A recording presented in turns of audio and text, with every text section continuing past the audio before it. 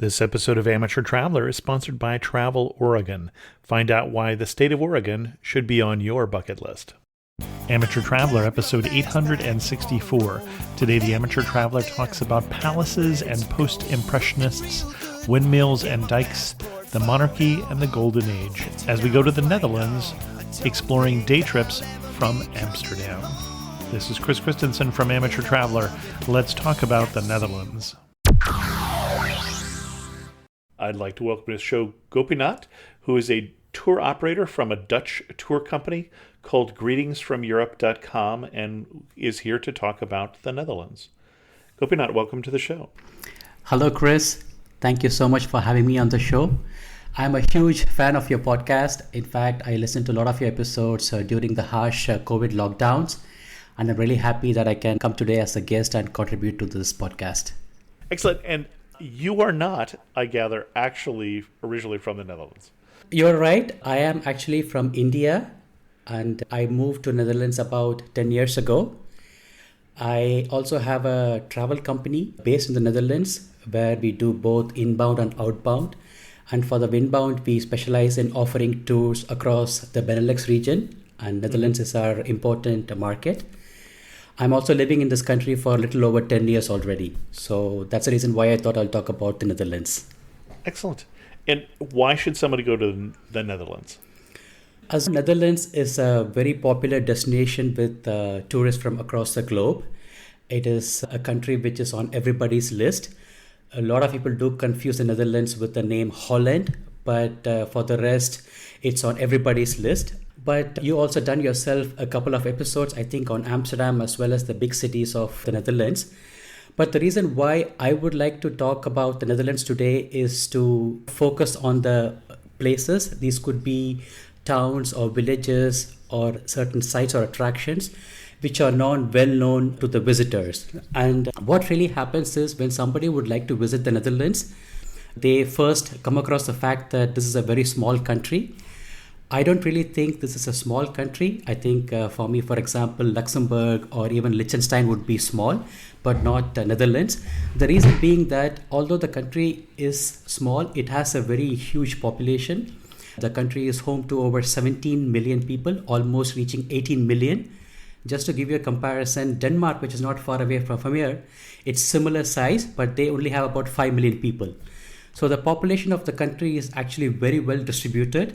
In fact, you'll be surprised to know that density-wise, the Netherlands have more people than even India, which means also the sites and attractions are also pretty spread out.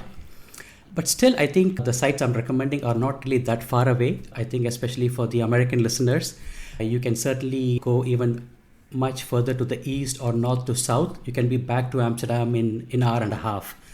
So that's what we're talking about.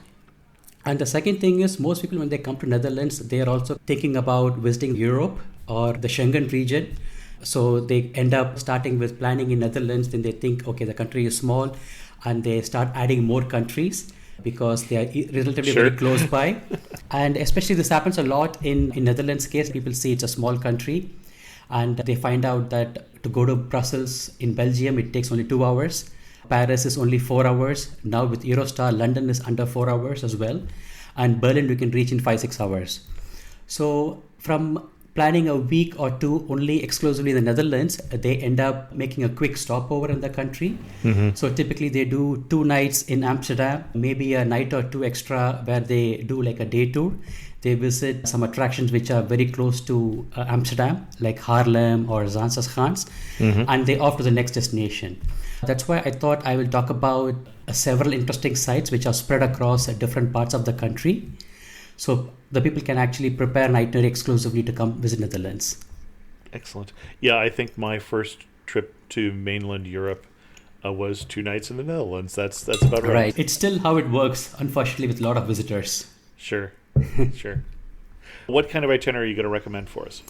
I planned a 6 days itinerary for our visitors. I think either you are a first-time traveler to the country or visiting Netherlands quite often, you will anyway be starting a trip from Amsterdam. I think Amsterdam still, is the highlight of anybody's trip to the country. I think it's a great city. It's also a UNESCO site. So you would spend a couple of days in Amsterdam. There are a couple of things which has changed a little bit in the city. I thought I will just update your guest since you've done an exclusive episode on Amsterdam. One is the city is getting more and more bike friendly, as Amsterdam is notorious for the cyclist. And many times they argue that they don't really have enough space in the city. So what's really happening is a typical street in Amsterdam, you will see in the middle there are tracks for trams. And on both sides then there are the streets for the cars. Cars typically go at 50 kilometers per hour. And further down is the bicycle lane and finally the space for pedestrians. But what they're doing right now is they're expanding the space of the streets for the car. And they're changing it to, by default, bicycle lanes. And they reduce the speed limit of the cars to 30 kilometers per hour. And they're making it like a bicycle priority lane, which means the cyclist would have priority. So this way, the street for the bicyclists are becoming wider, so they will have more space. And also they are discouraging cars. In fact, the parking fees in the city is keep going further up and getting a permit is almost becoming impossible. So that's one change which is noticeable if you come to Amsterdam after a few years. And the second thing is the red light district, which also was on people's list because people are just curious to go to the place. There's some discussion going on about changing this place to somewhere in the outskirts of Amsterdam to a central location. And it's also happening because of late you also see the number of windows that are occupied by the women who are working there has reduced drastically. And interestingly, these places are now having really nice boutique shops selling clothes to jewelry. So it's a very welcome change. So these are the two updates from Amsterdam. We are not sure when this new place will start the operations, but probably in the next year or two. So that's the update from Amsterdam. After a couple of nights in Amsterdam, I recommend this. You can do it in a day or two, depending upon how much time that you have. Is a handful of places where you can visit certain sites that are linked to the Dutch royal family. Now, as the Netherlands do have a Dutch royal family, I think globally they are not as popular as the British royals. They are not that much in the global media, but I think they are very much... That might be just as well. But they are very much popular within the country, and you do see them quite often appear on the Dutch media as well. And the Dutch family, you have the complicated part and you have the less complicated part. So I will start with the less complicated part first.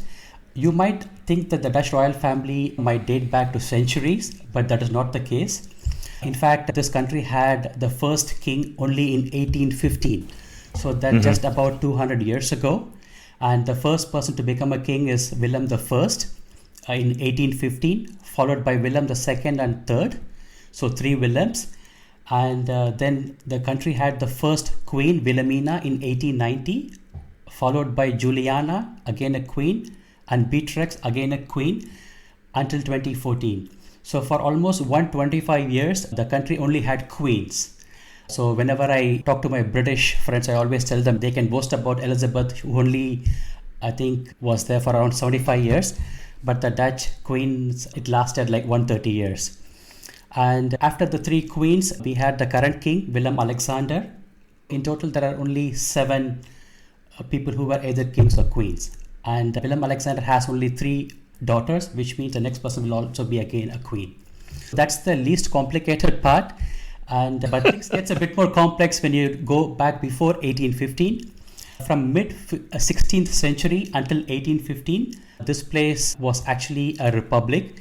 I'm saying this place because there was no Netherlands back then. In fact, this was referred to as the northern part of the lowlands, and the southern part being Belgium and Luxembourg together. In fact, even the name of Netherlands came into existence only from 1830. So that's the reason also why the country never really had a king or queen. And before the mid 16th century, the country had what we call as staatshouder, or in Dutch, these are governors. And they are someone who are appointed by the empire who was ruling the country before. So this could be your Spanish Empire or the Austrian Empire or French Empire, depending upon the time period. And they appointed governors who actually would be managing the different parts of the country for different provinces.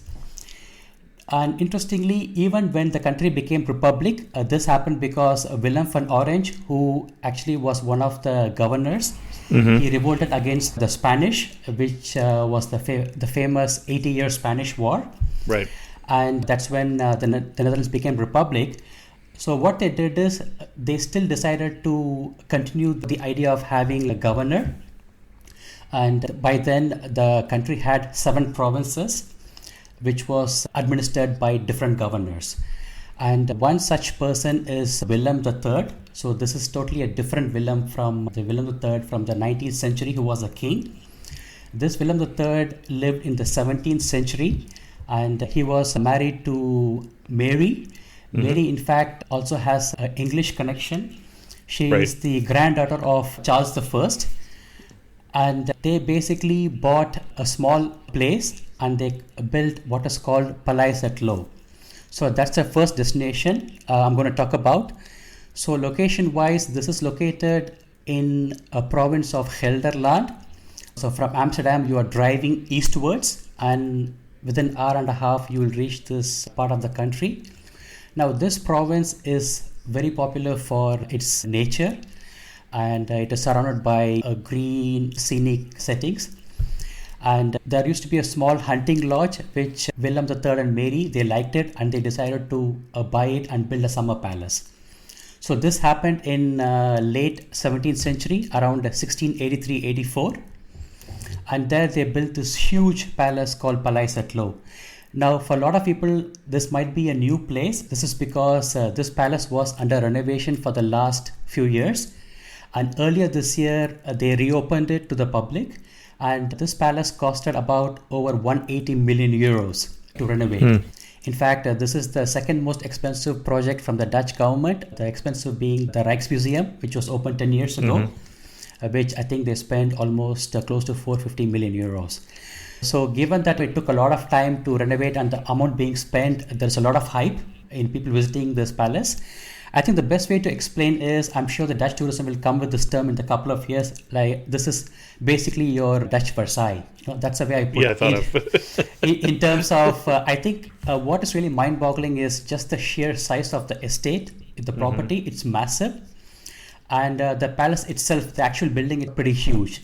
I think this is easily the most grandest, luxurious, biggest palace in the country. And given that it was recently renovated, there's all the more reason for someone to visit. And this takes about hour and a half. So I recommend you start the day early. You leave at 8:30ish or even 9. So you'll reach the place by around 10:30. That's when the palace opens. And once you enter the palace, there are different sections that you can visit. Firstly, you'll come across are the horse stables. These are actually already massive structures. Sometimes people mistake it for the actual palace itself. And this was actually built much later during the period of Wilhelmina. Wilhelmina is the first queen, which I talked about. She became a queen in 1890. So this was added much later. And when the stables was built, it was initially a horse stables. So they start keeping horses. But as around this time, everybody moved from the horse carriage to cars. So what really happened is the husband of Wilhelmina, Hendrik, he being obviously a wealthy person, he was obsessed with cars. So he started accumulating a lot of cars. And this stables became more of a parking garage where they started keeping cars. Okay. In fact, Hendrik bought so many cars that they had to build an extension opposite to the stables because they ran out of space. So that's the first place you will visit. Right now, if you go, you do see the horse stables, but unfortunately there are no horses anymore. They do keep them maybe on a couple of days in summer. But otherwise, they do have a very interesting collection of all the vehicles that was used by the royal family. So this includes the horse carriages used by Wilhelmina and also her ancestors. But at the same time, for example, the vehicle used by the royal family during weddings, or if a royal person passes away, the vehicle used for the funerals. And also when the royal family has to go out in disguise, they use a very simpler car. And the car that was used, it's all on display. So that's what you'll get to see it. I think it's a beautiful little garage. You can spend about half an hour. There are enough information boards next to each vehicle. And for me, it's pretty interesting because... So this part of the palace, at least, we can tour on our own without a guide? The guide is certainly optional. The way they done the palace, there are enough information boards everywhere. Yep. So even if you don't really have a company of a guide, you basically get to read all the instructions or the information provided. That should be sufficient. Got it. Yeah. The stables was intentionally kept quite further away from the actual palace because it used to be a horse stable, so it stinks a lot. So Wilhelmina did not want that, so she kept it a bit further away. As someone who grew up just one state away from the state of Oregon, I've been there many times and love it. It's the first place that I did jet boating. It's the first place I did whitewater rafting. I love Crater Lake or the Columbia River Gorge. And this week's sponsor is Travel Oregon that will help you get there. Leave the planning to the experts. Local guides and tour guides know the ins and outs of Oregon, including important details like parking, permits, safety, and gear. Take the stress out of trip planning and let a knowledgeable guide plan your next adventure. Even if you're experienced, a guide will help you focus on your activity and tell a good story along the way. The guides and tour companies in Oregon are special. Most are small businesses, entrepreneurs who love the state and are eager to show it to you. If Oregon isn't on your travel itinerary, it should be. It's time to add it. Oregon is a state that offers so much. To get your most out of Oregon, consider booking a guide. Whether you need a wheelchair-accessible tour or a guide who speaks Japanese, Travel Oregon has the guide you need. A tour or guided trip can make it easy and fun to try something you've never done before or take something you already love to a whole new level. Learn more at traveloregon.com. And thanks to Travel Oregon for sponsoring this episode of Amateur Traveler. So after the staples, you walk a good 5 minutes where you'll come across this huge, massive palace. So earlier we straight away go into the palace for the tour, but recently they added a new section which is interesting in the underground of the palace where they have a couple of galleries. So the first gallery is about the renovation of the palace. May not be that interesting if you're not really from the Netherlands. This palace was on the news locally for many years, and just the amount being spent, people are very curious about what really went behind the scenes. That will be on your left side when you go to the palace. That will be less interesting. But they do have something called as an orange gallery. Orange obviously represents the Dutch royal family. That I think it's a very interesting palace for the visitors. This is like a multi-story gallery. I think, if I'm not wrong, 3 or 4 floors. But the ground floor is the most interesting one. So the visitors would get an overview about who the royal family members are, who are the past kings and queens. But they also have interesting things that the royal family possessed over a period of time.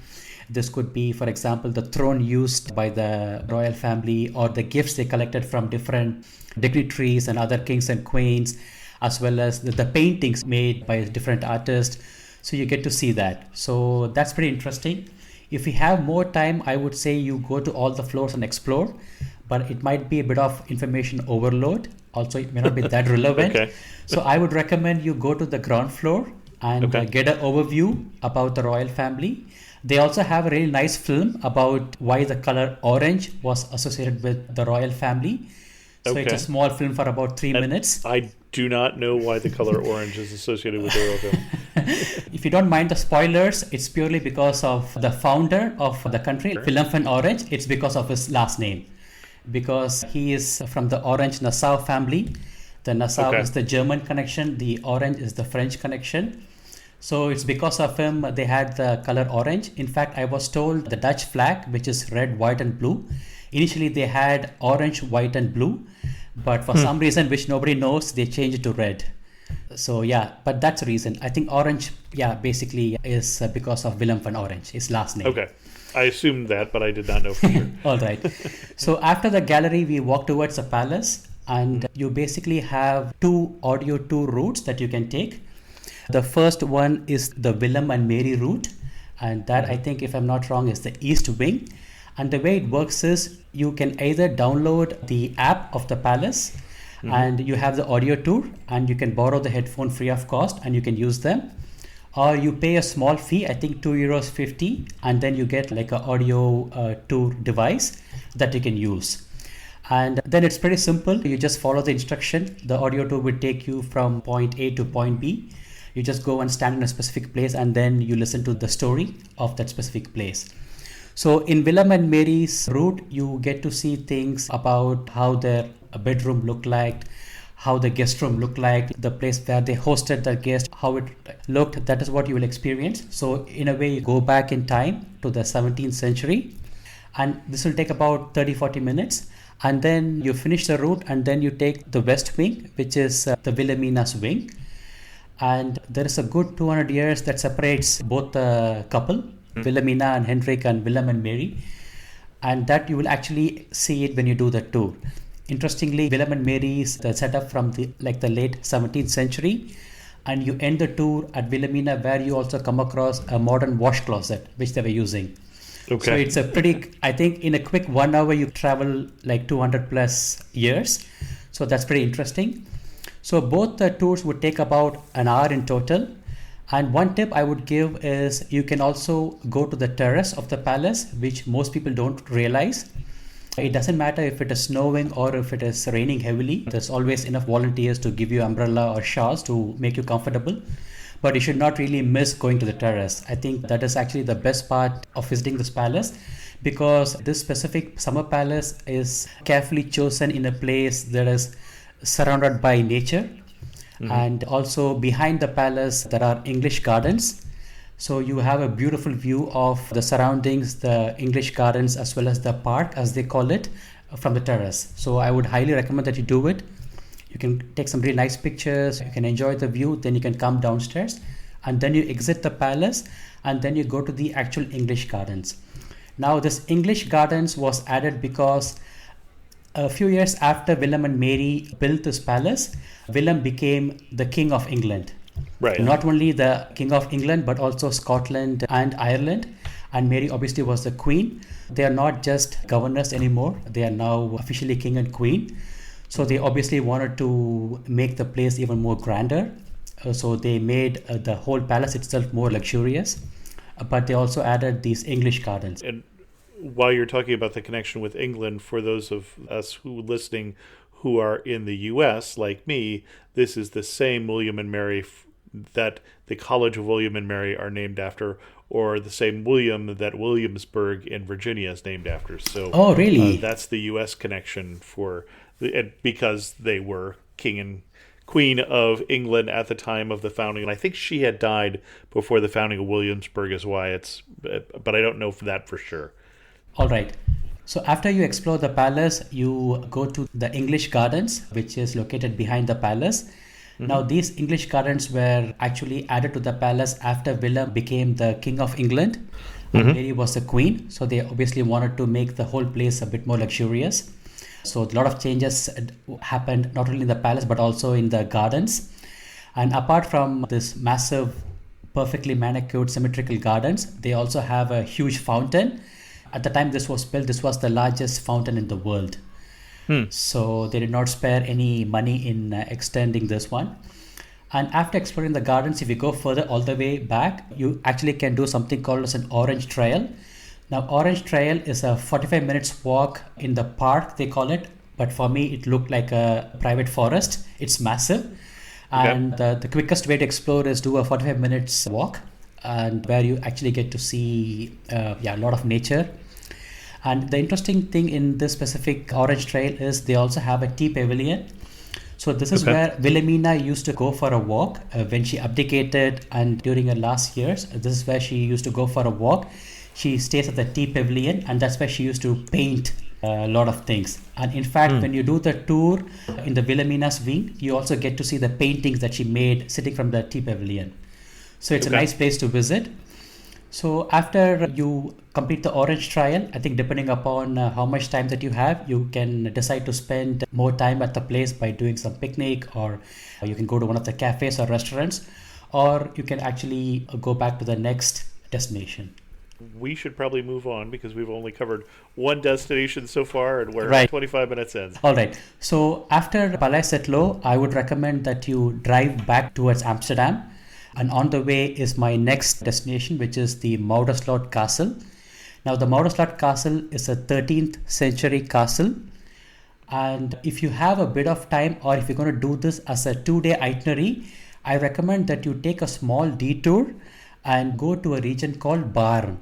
Now, Barn is located just outside of the province North Holland, which is where Amsterdam is. So you're not really that far away from Amsterdam.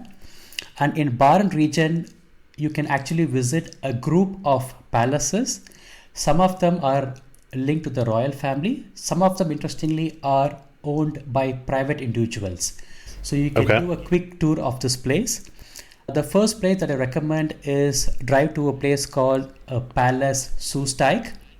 Now, Palais Soestdijk is very popular for its association with Queen Juliana. Now, Juliana is the daughter of Wilhelmina. Soestdijk is what is to Juliana the way Palais Het Loo is to Wilhelmina. Okay. And Juliana, in fact, spent a lot of time in this palace, and even when she abdicated, she spent her last years in this palace. Interestingly, this palace even is older than Palais Het Loo.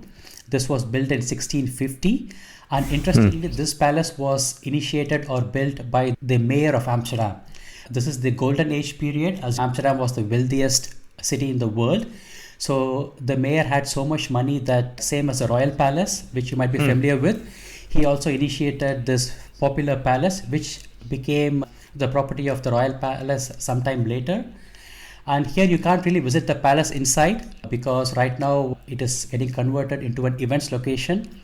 So you can't really go inside, but you can certainly enjoy the view from the outside.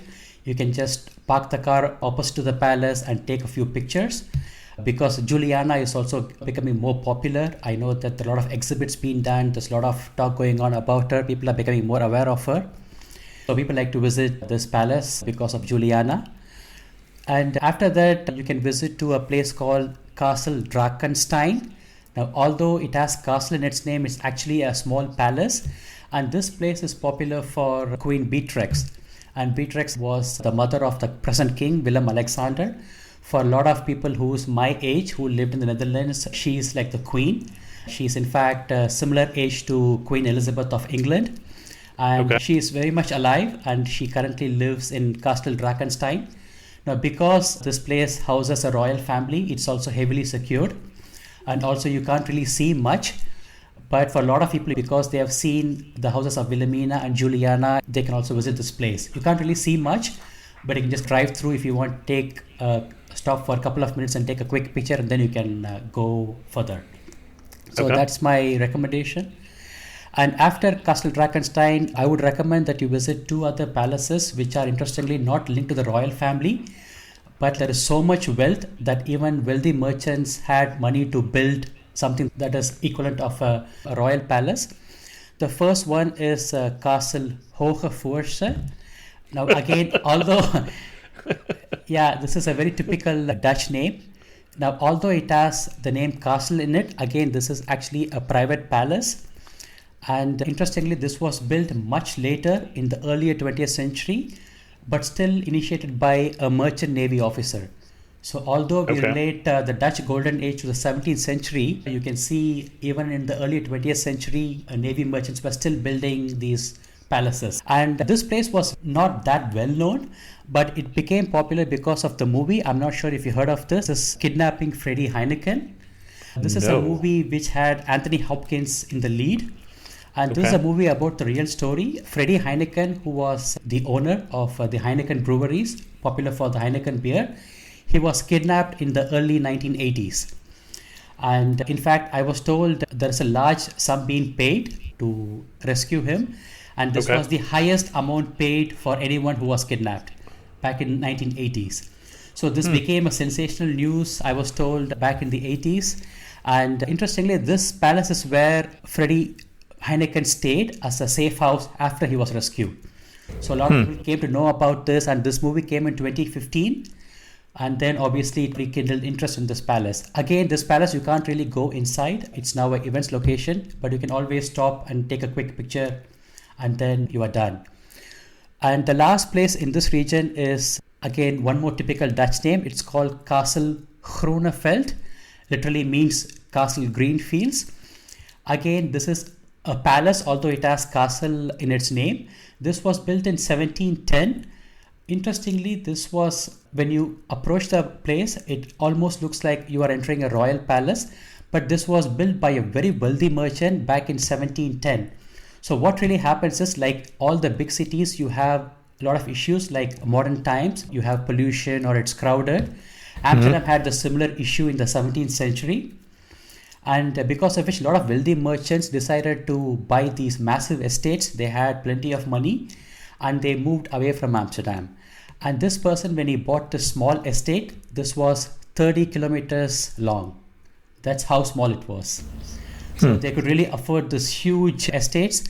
Maybe 30 kilometers might be not that big, I think, if you're in the US. But I think for a country like Netherlands, a single estate this long is pretty abnormal. It's bigger than my house, just so we're clear. So. You'll get there, I'm sure. Yeah, more money in merchant shipping, apparently, and those sort of things of being king than podcasting. This is the episode's going to change forever.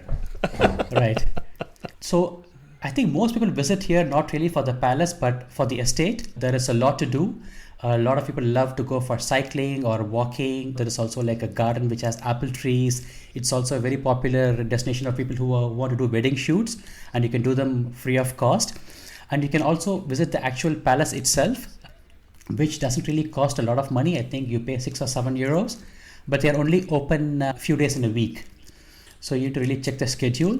Okay. And you don't really need to spend too much time because this place had multiple owners over a period of time. So they don't really have a lot of items on display, but primarily you go and see some of the rooms. And the best part is actually there's this one certain point from there you can see how long the estate is. You can get a beautiful view. So until the eyes can see, it's actually owned by one single person. So that's pretty unique. I think this might sound like a lot of places to visit, but I think you can easily do all of this in 1 hour because you're not really spending a lot of time, and they are pretty close to each other. So hour and a half, you should be able to see all of them.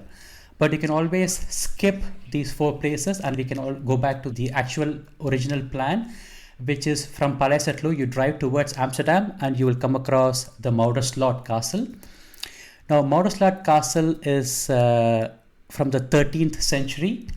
It is built in 1285. It is in fact the oldest place that someone can visit who is coming to the Netherlands, and it's also the most accessible. It's less than half an hour from Amsterdam city.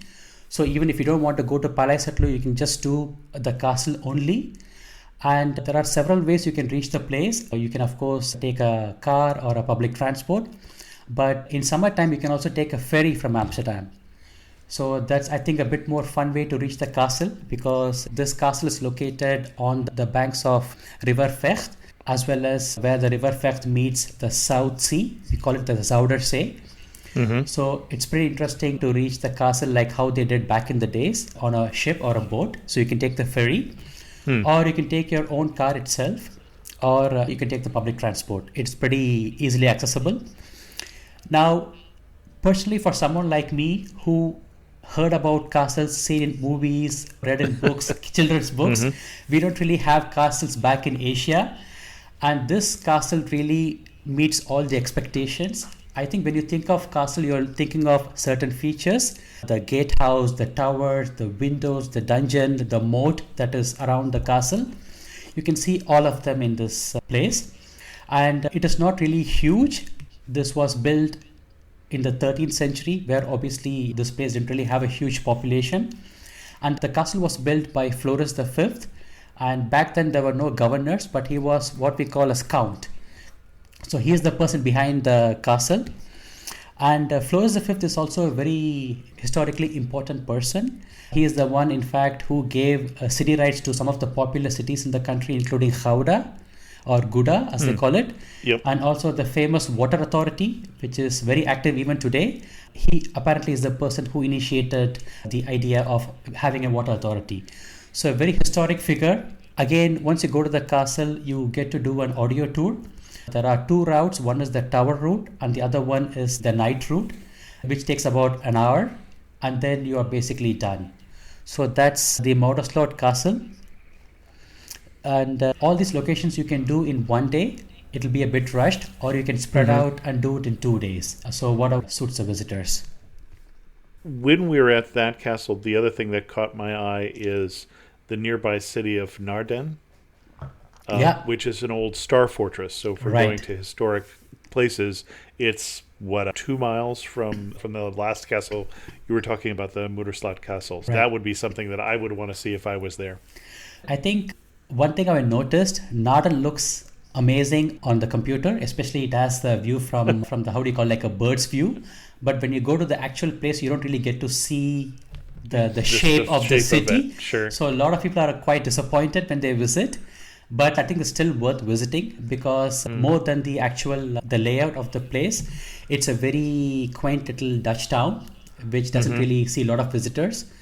So if you like those kind of places, I would highly recommend this. In fact, even the Muiderslot Castle is located near to a town called Muiden, which is just a minute from the castle. So if you have some time, you can also visit the small little town as well. It has a lot of monumental buildings, historic buildings. It has a beautiful marina. So that's also one option. I do recommend once you visit the castle, you just take a quick round, because on one side you will see the place that meets River Vecht and the Zuiderzee, or the South Sea. So it has a beautiful view. And on to the right side, you will see the typical Dutch landscape where you see cows grazing, sheep. It's a very pretty sight. You mentioned that it looks very different when we're talking about Naarden from the air than it does when you're there. It's one of the things that I have against drone photography. I love drone photography. It looks very cool and it's very attractive as somebody who's a tourism board wanting to show you the beautiful view of this. But until I learn to fly, it won't be what I see when I go there. So I think you can still get the effect that you're looking for in Naarden, but you probably have to spend money on a private helicopter, probably. You know? Okay. I'm not sure if it is possible, to be honest. Okay. Where to next? All right. The next place that I recommend is a small village called Giethoorn. Now, Giethoorn is located again in the eastern part of the country. It's about an hour and a half from Amsterdam. Now, when you look at the description of Giethoorn, everybody calls it the Dutch Venice. So you can have an idea about what this place could look like. It's known for canals and bridges and beautiful houses. And what is very unique about this Giethoorn is it feels like pretty much in the middle of nowhere. You have this beautiful, quaint little town, which is very picturesque. And I would say it's easily one of my favorite places to visit in the country. You feel like this is a place that was out of a fairy tale. That's the impression that you get.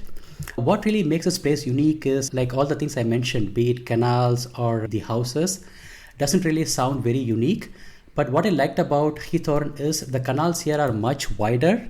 And I was told this is because this place is actually known for peat extraction. The peat is something that they use for, So for which I think they have to have the much wider canals.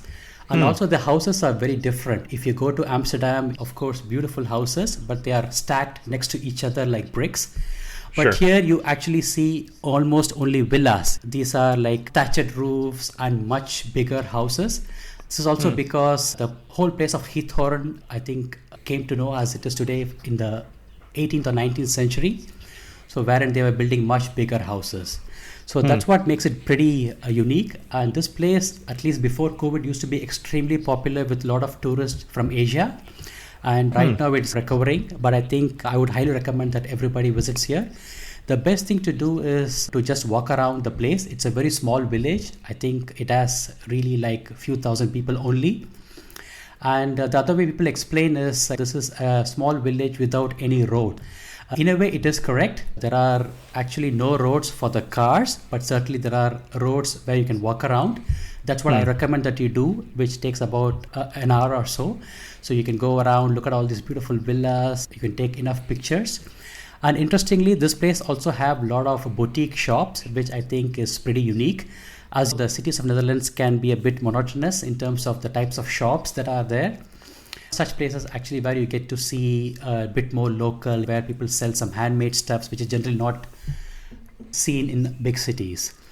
Apart from walking around, I also recommend that you rent a boat. There are two ways to do it. Either you take a shared boat ride, which works exactly like all other places like Amsterdam, wherein you share the boat in a boat trip in a bigger boat with 40 other people. And this boat goes on the canals of the village, but also goes to nearby lakes. It takes about an hour. But if you are a bit more adventurous, I would suggest that you take a private boat, and that's a bit more fun.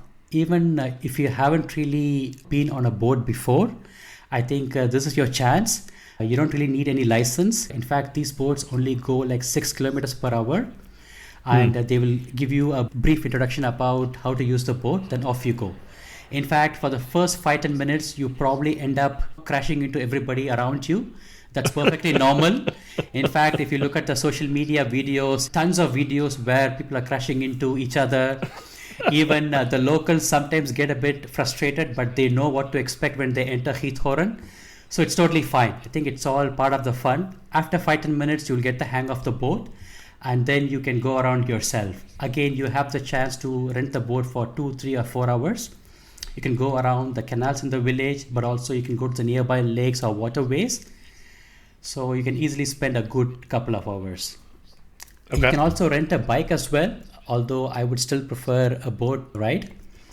And all of this would take a good 4 to 5 hours. The place also has enough restaurants where you can grab something to eat. And then you can already drive back to Amsterdam.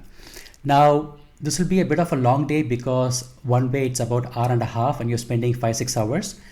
But if you want to make your return trip a bit more interesting, especially if you're driving with kids, I would recommend that you take one of the what we call as a closure dikes. Now, I'm not sure if you're familiar with what we call as an afsluit dikes or the closure dikes in the Netherlands. As the Netherlands is located below sea level, or at least 30% of the country. So historically it had a lot of floodings. And so the Dutch people have an extensive water system. And one of them is actually like building dikes to block the sea from entering the land. So if you look in the map, you will see all the way up north, there is something called as a closure dike. This was built in the early 1930s. It's about a 30 kilometers long, you can say, bridge, which kind of blocks the North Sea. So you have the North Sea and then... And this is the A7, if I'm in the right place on the map. Yeah, you are right. That's the A7. So that's the first dike built. And because of which this whole region, the inward part used to be called as the South Sea. And because of the dike, over a period of time, it became a lake now. And much later, they added a different dike. That's what you see a bit south, a bit more the southern part. And that dike is what I'm recommending. It's also pretty long. It's about 27 kilometers. So when you're driving from Giethoorn, you can take a bit of a detour. And you choose your destination in such a way that drive through the dike. You don't really have to pay any extra money. But the best part is obviously driving through this dike, because on both sides you have water. These two are two types of lakes. And you have the feeling as if you are driving in a sea bridge. So it's a beautiful sight. And it's also pretty interesting for the kids because you can educate them also about the whole dike system, which is pretty unique. I think you don't really come across this concept in any other country. And if you come via dike, it will take probably extra half an hour, but you'll be back in Amsterdam by evening. So that will be my suggestion for day 3. And the next day, I recommend that you visit the Veluwe National Park. I think for a lot of people, when they think of Netherlands, I don't really think they have a national park on the list. But I think if you're somebody who's really into nature, I would highly recommend that you visit this place. Now, the Veluwe National Park is located very close to the Palais Het Loo, the first place that we saw in the province of Gelderland. And like I mentioned before, this place is really known for greenery and it is extremely popular with the locals. In fact, the Veluwe National Park may not be the biggest, but it is the most visited park by the locals. And it also has a lot of unique Dutch elements. For me, when I think of national park, I look at the National Geographic documentaries or Discovery documentaries where they talk about national parks in the US or Canada. You have these large mountains and valleys and massive rivers. But this is actually totally in contrast to all those, as Netherlands is a flat country. They have no mountains, probably not even hills. And that's what makes the landscape pretty unique. And apart from that, more than nature, this place also is popular for art and architecture. That's also pretty Dutch. And that's why I would recommend that you visit this place. So this again will take about an hour from Amsterdam, and you can go by car or you can take a public transport. If you go by car, you have the option to park your car in any of the 3 entrances. And then you can actually explore the whole park on a bicycle. And that's where the Dutch part comes in. This park actually has about 2,000 bicycles. They are pretty unique. They're all painted white. And you get to access these bicycles. So it's not like you will be given a bicycle. So once you park the car, you have to pay for the entrance fee, and you can just choose one of the bicycles from the hundreds. You can use them and start exploring. And when you go to point A to point B, you can just dump the bicycle, or you can take a different one. So it doesn't really have a lock or key, and there are over 2,000 bicycles, there's plenty for the guests to visit. You can also explore the place by car. You have to pay a bit of extra fee, and then how it works is you take the car to the visitor center, and from there you can visit different places. And there are some places you can visit by car, but some you can't really visit by cars. So I will first, I think, mention the places that you can visit by cars. Otherwise, for some people, it might be a bit too much of bicycling. The first place that I recommend is the Kroller-Müller Museum. I'm not sure if you heard of this museum. Nope. Many people don't really know this place, but people say this is some of the best museums they've been to. And I'll tell you why. As the name suggests, this is actually belongs to the Kroller-Müller family. They are a very wealthy German and Dutch couple who lived in the early 20th century. And in fact, the whole Veluwe National Park was actually the private estate. They used to own the whole national park, but at some point they decided to give away the estate to the government. And in return, they basically asked to build a museum, which was named the Kroller-Müller Museum. Then comes the interesting part. Obviously, when you want to have a museum, you need to have paintings.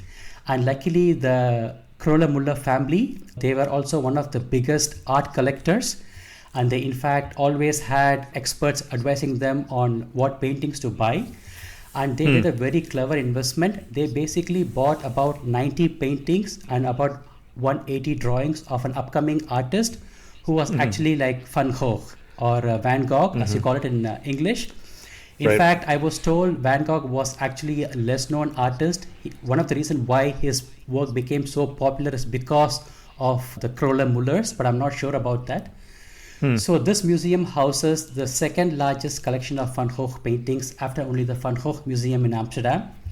And apart from that, it also has paintings from Pablo Picasso, Monet, and Piet Mondrian. So that's why it is very popular. And before COVID, the Van Gogh Museum had a lot of demand. So people have to always wait for a long time to get tickets. Very little they know that they can actually go to this Kroller-Müller Museum where they can see 90 of his paintings without any queue. So one such painting is the Cafe Terrace at night, but they do have several other as well. And the interesting thing about this museum is they also have a sculpture garden. And the thinking behind this, obviously, you go to a place like a national park, you don't really want to be indoors. You also want it to be outdoors. So they added this sculpture garden. I'm not a big sculpture man or sculpture person, but a lot of people told me that this is one of the best sculpture gardens in the world. I think they have several popular artists, including Auguste Rodin from France. He also has one of his sculptures here. So after the Kroller-Müller Museum, from art, we go to architecture. Again, within the national park, you get to go to a hunting lodge, St. Hubertus. Now, this is actually the private residence of the Kroller-Müller family. And the reason why people would love to visit this place is two reasons. One, obviously, this is the Kroller-Müller couple lived. And being the wealthiest people from that time, people are very curious about what kind of place they built. And secondly, the architect behind this building is Berlage. He is one of the most popular architects. If you remember the Dam Square in Amsterdam, there is this huge building called Boers from Berlage. So he is the architect behind it. And this basically is designed after an English hunting lodge. And the house itself, or the specific building, it's pretty huge. And it has a very interesting features. First time when I saw this huge tower right in the middle, which kind of looked like a very large chimney, I was a bit unsure why it has such a large chimney in the middle of this house. But then I learned that this is actually like a viewpoint. So this is where you can actually go all the way up, and obviously you are in a national park, so you have a beautiful view around the place. So they get to see the surroundings from there. And the other interesting feature about this place is it is also facing a man-made lake. And when you see this building from the water side, the edges are a bit curved or a bit curvy. So which kind of gives you a feeling as if it's a castle. So it's a very interesting building. So after we explore the art and architecture, both the places you can visit by car. You can also explore the flora and fauna of this place. The landscape of the Felua National Park is very unique. It is mainly heaths and grasslands. It also interestingly has some sandy surfaces. You basically can choose a certain point and you can take a bicycle and you can explore. The place also has several mammals, including the red deer, the roe deer, wild boars, but I haven't really seen any, and mouflons as well. And apart from that, they also have several watchtowers. So if you're someone who's really into watching birds, you can actually go to these places. I think all of this would easily take a day's time. And then I think you can drive back to Amsterdam within an hour. Excellent. For the next day, I recommend we go to totally a different region. We have seen the eastern part of the country. Now we will drive southwards. The place I recommend is Kinderdijk. Now, Kinderdijk is a UNESCO heritage site and it is popular for its windmills. This is the only place in the country where you can see 19 windmills at the same place. And you can either reach this place by taking a train from Amsterdam. You can take what we call as an intercity and go to Rotterdam. And from there, you can actually take a water bus, which is also a very interesting way to reach the place. And within half an hour, you are in Kinderdijk. And I think you already covered Rotterdam in one of your earlier episodes. It's been a long time. Right. So you can go to Rotterdam and maybe spend a couple of hours. Then in the afternoon, you can go to Kinderdijk by taking a water bus. And the good thing about, or the specialty about the Kinderdijk is it is not just a place which has 19 windmills, but it also has a very interesting reason why the windmills are here. As I explained before, like almost 30% of the Netherlands is lying below the sea level. Right. So the Dutch have to have an extensive water system. And this specific region, I think, is one of the lowest point of the country. In fact, there are some places which are 6.5 feet below sea level. So they had always the issue of floods. The country have the system of having water board, which manage specific projects to make sure the land is still staying dry. In fact, I was told if the water board cease to exist or if they stop with their jobs or if this system doesn't exist, within 4 months, 40% of the country would be underwater. So that's pretty significant. In fact, we also have elections, like how you elect your president or the prime minister. There is also election for the water board committee or authorities where everybody can vote. So that's pretty interesting. And Kinderdijk is one such place which was actually built by 2 water boards. And the idea is simple. These windmills were built to keep the whole land dry. And you can do several things in this place. Of course, right now, the windmills are not really used to keep the water dry. Obviously, we have a much better system to keep the land dry. But still, it's a very interesting place to visit. When you go to this place where you have to pay entrance fee, you get to see a small film about the whole place. You get to know about the history of the place. And they also have a pumping station, which kind of explains a bit more about when they moved from windmills towards diesel or electricity, how it worked. And you get to see 2 windmills as well. So one windmill is where you can go all the way to the top. So you can see the windmill from the inside. And the second windmill is where you get to see the lifestyle of a typical miller. And both the windmill have the millers who are always there. So if you have any specific questions about how windmill works or any technical questions, you can always interact with them. Now, apart from the windmills, you also can do a boat ride, which I highly recommend. It also comes with the cost. It's included. And this boat ride is only about 30 to 45 minutes. And this would be your highlight when you visit Kinderdijk, where you get to see all the windmills up and close from the boat. So that's what I recommend. So 2 windmills and a boat ride. And you also have the option, if you want to take a bicycle, you can also bicycle around this place. You can get to see the beautiful countryside of the Netherlands. Again, since this is a bit far away place between Rotterdam and Kinderdijk, when you're driving back, already one day is over. Some people, when they have time, they also include a visit to Leiden, which I think you already covered, but also Delft. And Delft is not that far away from this place, as Delft is a very small town, very famous for the Delft blue, which was actually based on the Chinese porcelain. It's a Delft pottery. So there is a Royal Delft Museum that you can visit. where you get to know about the history of Delft Blue. They also have workshops, so you can also participate and make your own tile. Interestingly, the Royal Delft is the only official company which still sells the Delft Blue. And you can buy a man-made authentic Delft Blue from there. And they are not cheap, especially the hand-drawn ones has an artist name. And even a simple tile would cost you 75 euros. That's the cheapest you can buy. Okay. And if you're looking for a bit cheaper option, they also have something called as a handmade, wherein they have a design from which they make copies, but it is handmade, so it's not hand drawn. That's relatively a bit cheaper. Now, apart from the Royal Delft Museum, obviously Delft is also famous for several monuments, these buildings and houses. Also, the Delft has canals as well, so you can always walk around.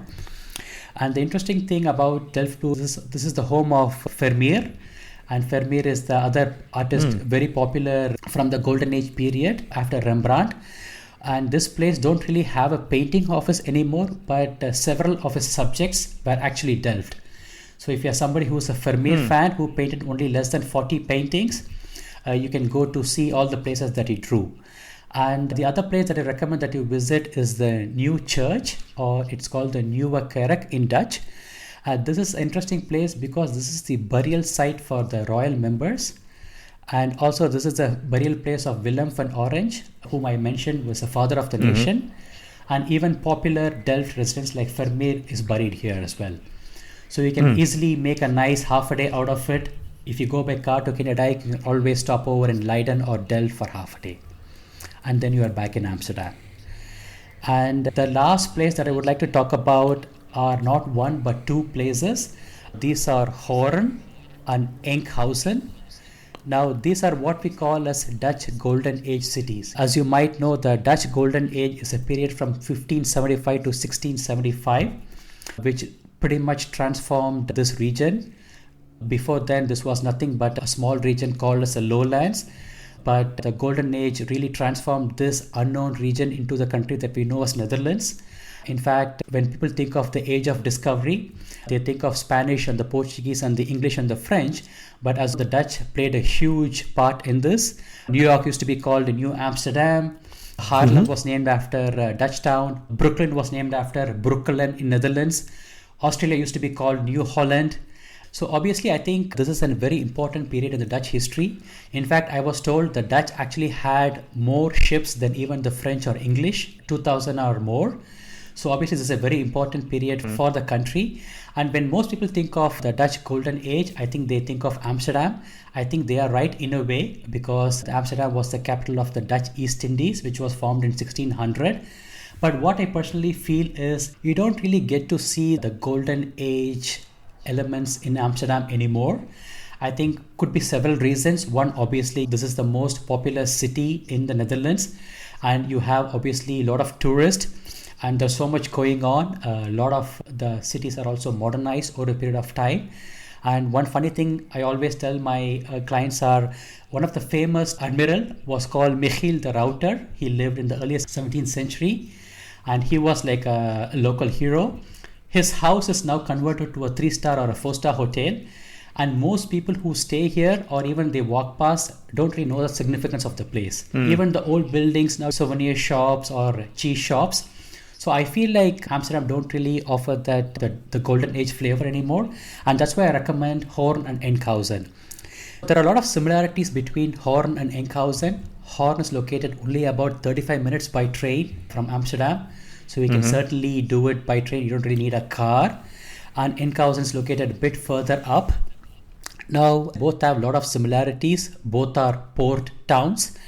Both are actually on the shores of what used to be the South Sea, but not anymore after the dikes were built. And they both played a very major role in the Golden Age. In fact, both the towns are very important for the Dutch East Indies, both the cities at all times. And you also see that when you see the kind of structures they build. So I will start with Hoorn. I think the best way to explore the place is by doing a walking tour by yourself.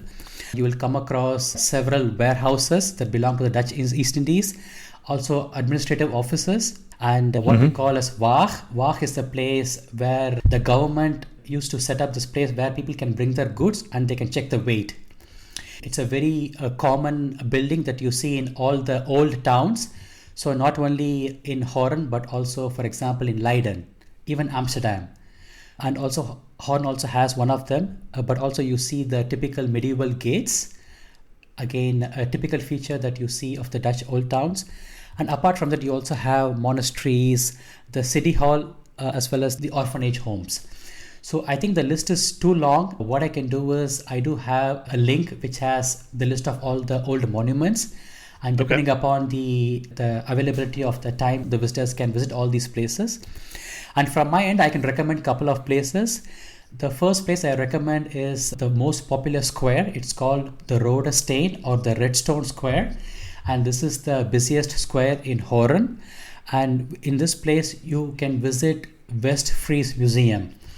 Now, Westfries Museum is actually the most popular museum in the city.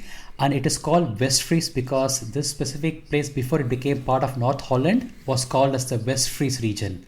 So people are still extremely proud about that they are West Frisian. That's how they call themselves. And this is one of the very interesting museums that you would visit. Firstly, the location itself is located on an old 400 plus years old building. The facade of the building is what makes it very interesting. It's the most luxurious facade that I've seen in a monumental building in the country. Unfortunately, this museum is right now closed for renovation. I hope they will open it soon. And once they reopen, you can actually visit this place. The key highlight of the museum is they basically keep a lot of articles that is related to the Dutch Golden Age, which I think you don't get to see it in Amsterdam. For example, not long ago, they found an old map of Batavia, which is now Jakarta, from the early 17th century. So you can see such rare items if you want to know the kind of ships that was built to explore Far East and Far West, the kind of documents that they used back in the days, how they kept the registry of all the spices that they brought back from different places. You can get to see them. So I highly recommend this place. I really hope they will open this museum soon. And after this, I recommend that you visit the Watchtower. We are walking towards the historic waterfront. The city is located in what used to be the South Sea. And this watchtower was built as a part of defense. The Golden Age cities are prone to attacks, so they have to keep a watch on the shores. And this watchtower dates back to 1532. And this is built on the Gothic style. And after that, the place used to have 4, but now only 1 medieval gates, which is the Oosterpoort, literally translated to the East Gate. And the rest, unfortunately, was demolished in the 19th century. You can just walk around, look at all the monuments and the old buildings. There are several hundreds of them. Afterwards, I would take a short train ride and go to Enkhuizen. This is only about 15 minutes. Now, you might think why I'm recommending one more place which is very similar to Hoorn. The reason being that Enkhuizen is actually home to the Zuiderzee Museum or the South Sea Museum. Now, this is easily one of the best museums I've actually been to in this country, the best non-art museum. The reason being that the scale, the museum itself is pretty huge, that they have 2 sections, the outdoor and the indoor section. And the outdoor section is what makes it pretty special. Because of the dike, the South Sea didn't exist anymore. And they wanted to showcase how life was before the dikes were built. So the kind of things that the locals used to do, the kind of clothes they used to wear, and it's pretty nicely done. In fact, they have about 140 buildings in the outdoor museum. So you can easily spend 2 to 3 hours. And if you're visiting this place, I recommend that you use the entrance where you visit first the outdoor museum, because that way you start your visit by taking a small boat trip, which makes it pretty interesting. And you can also actually first visit the indoor museum and enter the museum as well. And the indoor museum is also pretty interesting. They basically have 2 galleries. The first one is called the Sea of Stories. And as the name indicates, you get to see like how the typical day was in with the local residents, the kind of costumes they used. For me, that's a bit of a surprise because the Dutch used to have their own costumes, which is pretty unique. You don't really get to see them anymore. People don't really wear it. But this is one place where you can see them as well. And the second gallery I really liked is the Ships Hall. They basically have the display of actual ships, and all of them are wooden ship that was used in the South Sea. Typically, when you want to see the ships or boats, you go to a marina, and most of them are like this private ships, so you can't really step in them. But this part, obviously, because it's a gallery, you get to step onto the boards and you can inspect them and look around. It's pretty cool. So I recommend the museum first. And then after you are done with the museum, I would again recommend a quick walking tour of Enkhuizen. It is a much smaller place than Hoorn. Hoorn has a population of over 100,000. This is only about 20,000. So it's a very small town. You can do it in an hour. Some of the places that I recommend is obviously the city gate. There's again only one which you can visit. But they also have a city gate which dates back from 1540. Because earlier the town was smaller, so they had a city gate which then extended. So they have to build one more city gate. So you can see both of them. And also the city hall is also a pretty impressive building, as the city hall of Amsterdam, which was also built during the golden age, is now a royal palace. It is so grand. And Enkhuizen is not that luxurious, but still a very impressive building. And after City Hall, the last place that I recommend is what is called as a pepper house. This is actually a Dutch East Indies warehouse. And as the name indicates, this was used to store pepper. And for me, this is a pretty special place because as someone from south of India, I've been to Kerala, especially Fort Kochi. And if you go to Fort Kochi, I don't know if you've been there. I have not. Right. So I would highly recommend, because that's where they have all the Dutch warehouses that is still existing. These are converted into hotels or other buildings. So for me, it's pretty interesting to know that these peppers would have probably been stored in Fort Kochi, which I saw a few years ago. From there, this would have been transported all the way to Enkhuizen. So it's pretty interesting. Right. So that's in fact is all the places that I wanted to cover. There is one place which I kept it as optional. I kept it as optional because this is one place which is visited by most of the tourists. They come to Amsterdam and they say, okay, I have one extra day. Where else would I go? And they do the specific. We already have one of the longest episodes. We might as well go ahead and do it. Okay, that's good.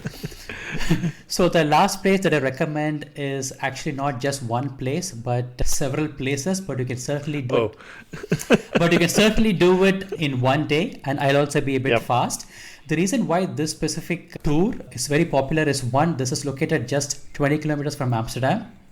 Okay. And secondly, there are a lot of travel companies offer this tour where they bring this huge bus and they take them around. So it's also pretty cheap for people to do it. And even if you go to social media, you get to see all these places. So everybody who's a bit bored of Amsterdam, they go to this place by default. This is actually a combination of visiting Zaanstad, followed by one of the fishing villages. Mostly it is Volendam, but also they can visit Edam or Monnikendam. These are all the fishing villages. First, I will start talking about Zaanstad. Now, Zaanstad is very similar to the Zuiderzee Museum, which I told you about. The only difference is this place displays the rich history of the Zaan region. Now, the Zaan region became very industrial because initially it was where most of the ships for the Dutch East Indies was built. So they became very rich. And later on, this became also the most industrialized place in not only Netherlands, but whole of Europe. In fact, the Zaan region was the oldest industrial area in whole of Western Europe. And at its heydays, this region had about 600 active windmills. That's how busy the region was. But at some point, obviously, the region became less industrialized. But somebody thought they should really showcase the rich history of this place. So they built this little outdoor museum called Zaanstad. This place is actually famous for different things. For example, like the Dutch wooden houses being built, but also some of the windmills, which was destroyed. They rebuilt it again. The best part about this place is the entrance is free. So you can actually visit without paying any money. A lot of locals visit this place because of the supermarket called Albert Heijn. That's the most famous supermarket in the country. And the first supermarket is actually located there. So even for the Dutch people, it's a pretty interesting place. Please be expected to see a lot of crowd. This is one of the most popular day tour from Amsterdam. So from morning to evening, it will be pretty crowded. And it's also crowded for a reason. Although I think it's a bit touristic. Some of the things that you will see, for example, you get to see how the Dutch wooden shoe is made, or a typical cheese shop. But still, Okay. I think it is pretty interesting place to visit. I think you will not be disappointed with the view of the windmills. And this place also is located on the bank of the Zaan River. And from the Zaan River, they basically made more waterways within the museum itself. So you don't really get the feeling like you're visiting a museum, but traveling back in time to the Zaan region. You can also do a boat tour. You can visit a couple of windmills as well. So anytime when you see anyone taking a picture with a windmill, it's most likely Zanjas Khan's. You can spend a good 2 to 3 hours not far away from this place. You can go to one of the fishing villages, and all these fishing villages are located on the shores of what used to be the South Sea. And Horn and Enkhuizen were also on the shores of South Sea, but they are not fishing villages, but Volendam is. So that's what you experience. This is actually an old fishing village, and typically you will see a huge marina where you see a lot of boats and ships parked there. And there are several little shops where you get to see how life used to be when this place was a fishing village before the dikes were built. And again, like Zanjas Khan, this place is very touristic. And in fact, a lot of shops are actually becoming more and more touristic with souvenir shops and stuff. So I do feel like this place is losing its charm slowly. Okay. So if you're not really keen on Volendam, I would recommend not far from this place is Edam. Now, when you say Edam, a lot of people relate it to the cheese. I think there are two cheeses which are popular. One is the Gouda cheese, the Gouda cheese, and the other one is the Edam cheese. So that's one reason you can visit this place, although you don't really see authentic cheesemakers anymore.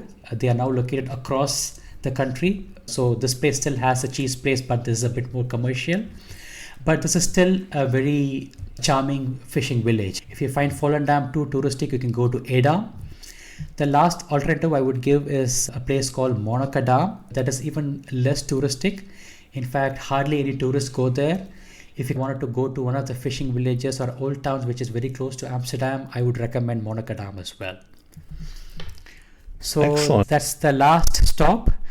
And in fact, just one point I would like to add, Edam is also popular for building ships. In fact, one of the most popular ship called the Half Moon, which was used by Henry Hudson in 1609, was actually built in Edam.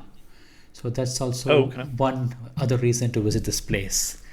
So that's all the sites I want to discuss with you. Okay. I'm really sorry about this. I think I Not really a problem. It was great content. It just means that I'm going to be busy for a while longer for this episode. As we go to wrap this up, you're standing in the prettiest spot of all the places you named. Where are you standing and what are you looking at? Well, I think this is a difficult question. There are several places that makes it to the short list. I can think of Giethoorn or even the Amsterdam canals, although we didn't talk about it. But I would say, especially given the fact that the Dutch weather is highly unpredictable and the landscape of the country changes significantly when it is blue sky and perfectly dry weather, I would say Kinderdijk is my best option. Especially the boat trip that you take in Kinderdijk is something which I would highly recommend.